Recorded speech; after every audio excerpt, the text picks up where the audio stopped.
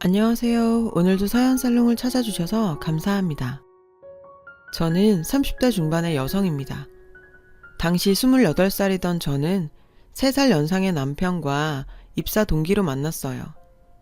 같은 회사에 같은 식품 마케팅부에서 둘이서 같이 고생도 하고 마케팅 전략도 함께 짜면서 저와 남편은 조금씩 가까워졌어요. 그리곤 자연스럽게 연인 사이로 발전했죠. 당시 남편은 회사에서 뛰어난 마케팅 실적으로 승승장구하고 있었어요. 반면에 저는 생각보다 일이 잘 풀리지 않아서 늘 불안한 상태였고요. 계약직으로 입사했던 남편과 저는 얼마 지나지 않아 희비가 갈렸어요. 남편은 정규직으로 전환이 되었지만 저는 그러지 못했거든요. 그럼에도 남편은 저를 많이 위해주는 다정한 사람이었어요. 그런 남편한테 전 심적으로 많이 기댔고요. 덕분에 편안한 연애를 할 수 있었어요. 퇴근 후 남편과 저는 같이 포차에서 소주를 한잔하면서 회사에서 힘들었던 고충에 대해 토론하곤 했어요. 주말 저녁이면 치킨에 맥주를 마시면서 알콩달콩한 데이트도 즐겼고요. 그렇게 1년이 지난 어느 날 남편이 제게 결혼하자고 하더군요. 제가 아내감으로 적격이라고 생각했던 모양이에요. 전 좀 이르지 않나 생각했지만 이 남자를 놓치고 싶지 않아서 수락했어요. 우리는 일사천리로 결혼을 진행하게 되었어요. 양가 모두 환영하는 결혼인데다 시댁과 친정 모두 형편이 괜찮아서 큰 어려움 없이 진행할 수 있었거든요. 순조롭게 결혼식까지 마친 우리는 앞으로 행복한 미래만 있을 거라 믿어 의심치 않았어요. 그도 그럴 것이 얼마 뒤 남편은 승진을 했고 월급도 많이 올랐거든요. 남편의 월급 570만 원에 제 월급 200만 원을 합해 우린 꽤 여유로운 생활을 할 수 있었어요. 그렇게 평온한 일상을 보내던 어느 날 남편이 제게 회사를 그만두라지 뭐예요. 결혼도 했으니 제가 아이 낳고 가정에 충실했으면 한다고 말이에요. 게다가 시부모님께서도 빨리 손주를 보길 바라신다고요. 남편의 말에 저는 좀 망설였어요. 왜냐하면 제게는 아직 일에 대한 열망이 남아 있었거든요. 그래서 2, 3년 정도는 더 일을 하고서 임신을 생각하고 싶다고 말했죠. 그랬더니 남편은 그럼 올 한 해만이라도 일을 쉬면 안 되냐고 하더군요. 그동안 임신 준비를 했으면 좋겠다고요. 솔직히 전 그 말에 서운했어요. 결혼 전에 저를 응원해주던 남편의 모습은 온데간데 없었으니까요. 결혼 이후 남편은 일하는 아내보다는 가정에 충실한 아내를 바란다는 걸 노골적으로 드러냈어요. 전 많이 당황스러웠죠. 연애 때와 다르게 돌변한 남편의 태도에 실망도 많이 했고요. 그러던 어느 날 밤 저는 술기운을 빌어 남편한테 하소연을 했어요. 당신 정말 내가 일 관두길 바래? 내가 간둬야 당신 직성이 풀리겠냐고. 난 아직 일을 더 하고 싶단 말이야. 제가 술김에 속내를 털어놓자 남편은 오히려 어리광을 부리기 시작했어요.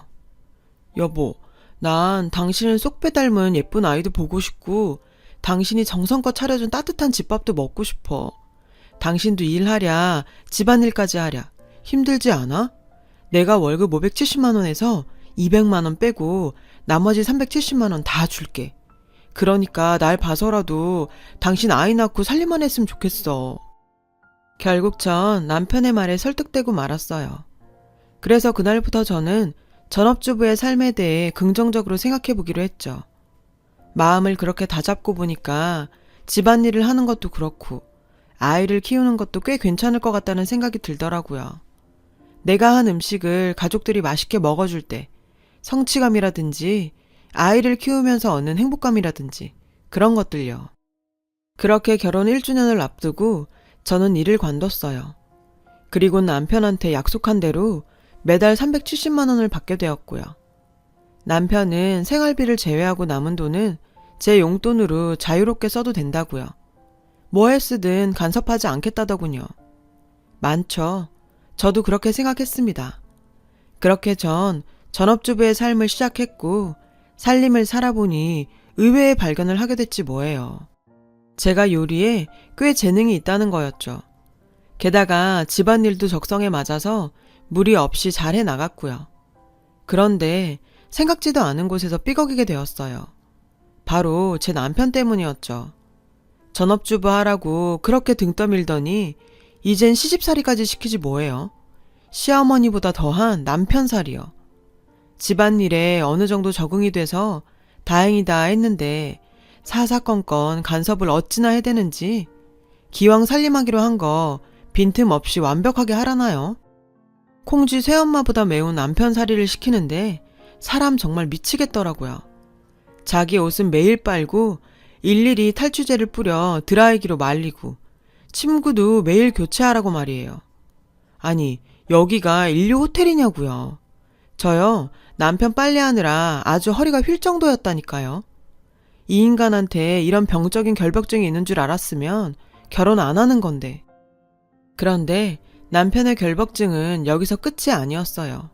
집안 구석구석을 알코올과 피톤치드를 뿌려가며 항균 소독을 하는 건 물론 냉장고 문에 음식할 때 지켜야 할 사항까지 떡하니 붙여놨더라고요. 요리하는 주방은 언제나 청결하게 광이 나도록 유지할 것. 남은 반찬은 다음 상에 내놓지 말 것. 끼니마다 국화찌개는 무조건 넣을 것. 메인 메뉴는 소고기 한우로만 짤 것. 모든 음식은 따뜻하게 올릴 것. 식후의 과일은 유기농으로 색깔별로 5종류 이상 준비해서 내놓을 것. 처음에는 이런 남편의 요구사항을 대수롭지 않게 생각했어요. 어느 정도 맞춰주면 남편도 별말 없을 거라 생각했고, 무엇보다 제가 요리에 자신도 있던 때라 맘먹고 달려들면 못할 것도 없다고 생각했거든요. 그런데 그건 완전 제 착각이었어요. 제 오만이 제 발등을 찍고 말았죠. 전업주부로 집안일을 시작한 첫 달에는 그럭저럭 허리가 버텨주었는데 얼마 안 돼 허리 통증으로 파스 신세를 지게 됐지 뭐예요. 게다가 만만하게 생각했던 요리도 한두 번이면 모를까 매번 지켜나가는 게 여간 힘든 게 아니더라고요. 그뿐인가요? 요리를 하다 보면 음식이 남기 마련이고 그걸 처리하느라 저는 잔반 처리반으로 전락하고 말았어요. 당연히 식재료비도 엄청 많이 들었고요. 매 끼니를 한 후에 크고 싱싱한 생선 및 해산물로 거기에 유기농 제철과일까지 갖다 바쳤으니 말 다 했죠. 게다가 근처에 사는 서방님 반찬까지 해다 날라 해서 우리 집 엥겔 지수는 10식구 사는 집 이상으로 나갔어요. 반면 저는 몸은 병들고 먹는 건 늘 잔반이었으니 몸도 마음도 지쳐갔죠. 거기다 관리비, 통신비 및 보험료 등 각종 세금까지 내고 나면 제가 쓸 수 있는 돈은 거의 없었어요. 처음엔 남편이 370만 원이나 준다고 해서 많다고 생각했는데 그 돈이 고스란히 생활비 지출로 나가니 완전 무임금 종년 신세가 따로 없었죠. 티 하나 제대로 못 사 입었어요. 남들은 남편이랑 같이 아껴가며 살면서 저축도 하고 집도 늘려가고 그런 맛에 사는데 남편은 그런 계산은 안중에 없었어요. 그런데 제가 속상했던 건 단지 돈 때문만은 아니었어요. 과도한 집안일 때문에 허리가 안 좋다 보니 음식을 차릴 때 가끔은 좀 간편하게 차리고 싶을 때도 있었거든요. 그런데 남편은 그런 때조차도 매정하게 굴더군요. 매 끼니 식사 때마다 온도계로 음식의 온도까지 체크하면서 매번 식탁엔 방금 만든 음식만 올리라고 까탈스럽게 굴었죠. 제가 너무 피곤해서 외식이나 배달 음식을 시키자고 하면 그 돈을 벌어다 주는데 살림 하나 제대로 못하냐며 호통치기 일쑤였어요. 남편은 제 고통엔 상관없이 얄짤 없었죠. 제가 집안일에 대해 하나라도 흐트러지는 기색이 보이면 이 한 가지를 상기시키곤 했어요. 당신 잊었어? 당신 이제 전업주부야. 자기 일에 충실해야지. 당신도 동의해서 일 관두고 살림하기로 한 거 아니야? 전업주부가 되었으면 전업주부답게 제대로 집안일을 해내라고. 매달 월 370만 원씩 받으면서 집안일하는 아내가 몇이나 되겠어? 그 잔소리에 너무 서글펐어요. 남편이 이 정도로 일을 시킬 거라고는 상상도 못했기에 전 남편 뜻에 따른 죄밖에 없잖아요. 알고 동의한 것도 아닌데 어떻게 이런 식으로 말해요.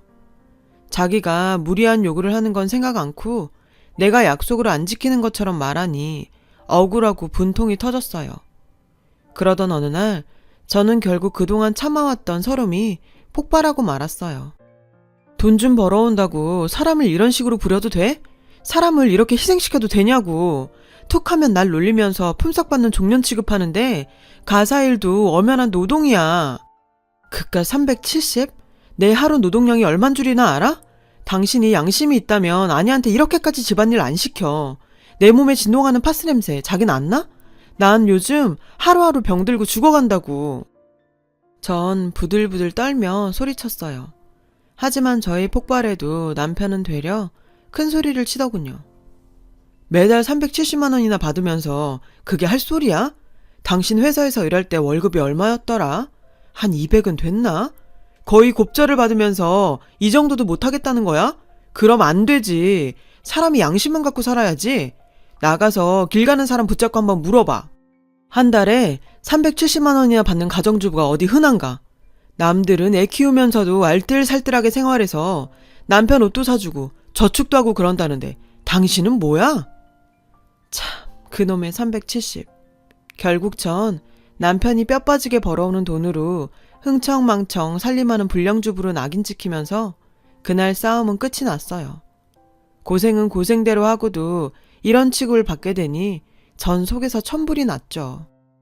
그 후로도 우리 부부는 같은 일로 싸움을 했어요. 매번 남편의 승리로 끝났고요.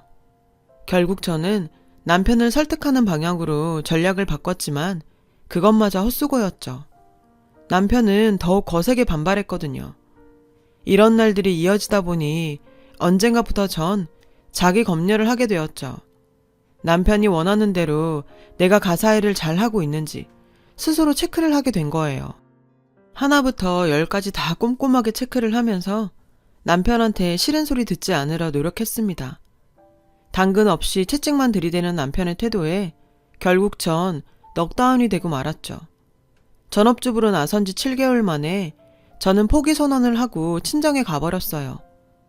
남편과 떨어져서 지내다 보면 자기가 아쉽고 불편해서 스스로 자신의 행동을 반성하지 않을까 했던 거죠. 그런데 문제가 생겼어요.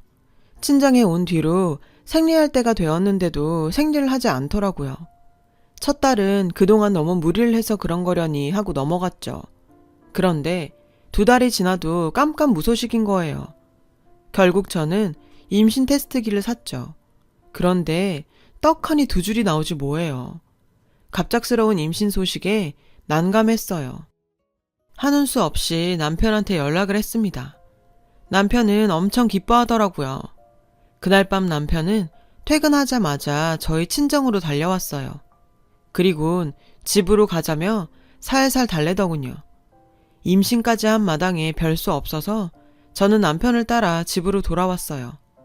남편 없이 아이를 낳을 수는 없으니까요. 저희 임신 소식에 시부모님께서도 무척 기뻐하셨어요. 오매불망 기다리던 손주를 드디어 보게 됐다고요. 제가 친정에 가 있던 사실을 알 리 없는 시부모님께서는 한 걸음에 저희 집으로 달려오셨죠. 네가 드디어 손주를 안겨주는구나. 임신 중에 좋다는 보약도 지어왔으니 잘 챙겨 먹거라. 어머님은 한약 박스를 내미시며 축하해 주셨어요. 시부모님의 축하에 저는 차마 그동안의 일을 말씀드릴 수 없었어요. 그냥 속으로 삭히기로 했죠. 우리 부부는 간만에 시부모님을 모시고 외식을 하러 나갔어요. 고급 한식당으로 가서 코스 요리를 주문했죠. 그런데 남편이 음식 맛을 보더니 한 소리를 하더라고요. 아니, 드레싱이 왜 이렇게 느끼해? 유명한 집이라길래 음식이 괜찮은 줄 알았는데 완전 별로잖아. 요즘 누가 샐러드를 촌스럽게 아일랜드 드레싱으로 만들어? 남편이 인상을 팍 쓰면서 말했죠. 그러자 시어머니께선 의아하다는 듯이 말씀하셨어요. 괜찮은 것 같은데 내 입맛이 둔한가? 시아버님도 드셔보시곤 괜찮은 것 같다고 하셨죠. 저도 마찬가지였고요. 아일랜드 드레싱이 뭐가 어때서? 난 고소하고 담백하니 맛만 좋은데? 자기 입맛엔 안 맞아? 그랬더니 남편이 짜증 섞인 말투로 이러는 거예요. 아일랜드 드레싱 같이 기본적인 드레싱을 내놓는데 고급 식당이라고 할 수 없지. 당신은 식품 마케팅을 했다는 사람이 그런 기초적인 상식도 몰라? 하여튼 당신은 시집 잘 온 줄 알아. 그 실력으론 회사에 남았어도 정직원은 힘들었을 테니까. 맙소사. 아니 이게 아내한테 할 소리예요? 저는 남편의 말에 기가 찼어요. 그깟 드레싱 하나 가지고 정직원까지 들먹일 일이에요. 간만에 외식인데 좋은 분위기를 꼭 이렇게 망쳐야 되냐고요. 전 이번 일은 그냥 넘어갈 수 없었어요. 그래서 시부모님이 보는 앞이지만 남편한테 버럭 화를 냈죠. 내가 시집을 잘 와? 기가 막혀서 정말. 당신 같은 남편 만나서 내가 그동안 어떻게 살았는데 당신 결벽증 때문에 매일 이불 빨래하고 매 끼니마다 까탈스러운 당신 입 맞추느라 미치는 줄 알았다고. 370만 원씩이나 받으면서 엄살 떤다고. 당신이 날 얼마나 구박했어? 말이 좋아 370이지 고매하신 당신 밥상에 서방님 반찬까지 나르느라 그 돈 다 나갔다고. 땡전 한 푼 못 받으면서 난 온몸에 파스 붙여가며 18시간씩 가사노동 했단 말이야. 제 말에 시부모님께선 당황하셨어요. 어머님께서 남편한테 물으셨죠. 아들, 정말 얘한테 매달 370만 원을 준 게 맞니? 남편은 씩씩거리며 대답하더군요. 네, 그런데도 저런 소리를 한다니까요. 고마운 줄 모르고. 전 이참에 어머님께서 남편한테 한 소리 해주시길 바랬어요. 어머님도 주부니까 제 심정 아실 거라 믿었거든요. 그런데 370만 원이나 받아 처먹었으면 곱게 찌그러졌을 일이지. 어디 시부모 앞에서 지 남편한테 말대꾸냐? 네가 사치 부리고 낭비하니까 남는 게 없지? 남편이 밖에서 뼈 빠지게 벌어다 준 돈 귀한 줄도 모르고 펑펑 써대니 그런 거 아냐. 알뜰하게 챙겨서 돈 모을 생각은 않고 넌 개념이 있는 애니 없는 애니? 야, 가재는 개편이라더니 그 말이 딱이더라고요. 어쩜 이 상황에 자기 아들 편만 들 수 있어요? 저는 어머님 막말에 분노가 상승했죠. 어머니, 제가 사치를 부리다뇨. 저는 살림 맡은 뒤로 옷 한 벌 못 사봤고요. 배달 음식 한번 못 시켜봤어요. 게다가 몇 끼니 한우에 유기농 야채, 크고 싱싱한 생선만 고집하는데 어떻게 식비를 감당해요? 좀 전에도 보셨잖아요. 어머님 아들 입맛이 얼마나 까탈스러운지. 그런데도 다 제 탓이라고요? 어떻게 그렇게 말씀하세요? 하지만 제 반박에도 불구하고 어머님은 여전히 자기 아들 편이었어요. 팔은 안으로 굽는다더니 시어머니는 자기 핏줄인 아들뿐이더라고요. 그 어머니의 그 아들이었죠. 야, 너 그따위로 말할 거면 손주 낳고 네 발로 나가라. 난 너 같은 며느리는 감당 못하겠다. 어디 감히 시어머니한테 그딴 식으로 대들어? 버르장머리 없게. 적반하장이 따로 없었습니다. 그런데 그 순간 배가 땡기기 시작했어요. 그리곤 허리를 펼 수 없을 정도로 통증이 심해졌죠. 이런 상황도 모르고 남편은 절 무시하는 막말을 쏟아내더군요. 회사 다닐 때 부지런하게 일하길래 집안일도 잘할 줄 알고 결혼했는데 완전 똥 밟았다니까요. 이건 완전 집에서 노는 애한테 돈 갖다 바치는 꼴이라니까요. 남편의 말에 전 큰 충격을 받았어요. 그때였죠. 허벅지를 타고 뜨거운 무언가가 흘러내리더군요. 피였어요. 저는 심한 하열과 함께 그대로 정신을 잃었어요. 결국 전 유산하고 말았습니다. 미처 태어나보지도 못한 채 하늘나라로 가버린 뱃속의 제 아이를 생각하니까 남편이 더더욱 원망스럽더군요. 아이를 잃은 충격에 전 한동안 멍하게 지냈어요. 그 와중에도 남편은 제 탓을 하더군요. 제가 분노 조절을 못해서 유산한 거라고, 모든 게 다 제 탓이라고요. 게다가 자기 자식 죽인 살인자 취급까지 하는데 정말 참을 수가 없었어요. 더 이상은 이런 인간하곤 살 수 없다는 생각뿐이었어요. 그래서 남편한테 이혼하자고 했어요. 그러자 남편도 피차 일반이라는 듯이 그러자더군요. 그렇게 우리는 이혼을 했습니다. 그런데 막상 이혼을 하고 나니 저한테는 남아있는 게 아무것도 없더라고요. 이혼녀에 경력 단절녀라는 꼬리표만 남아있었죠.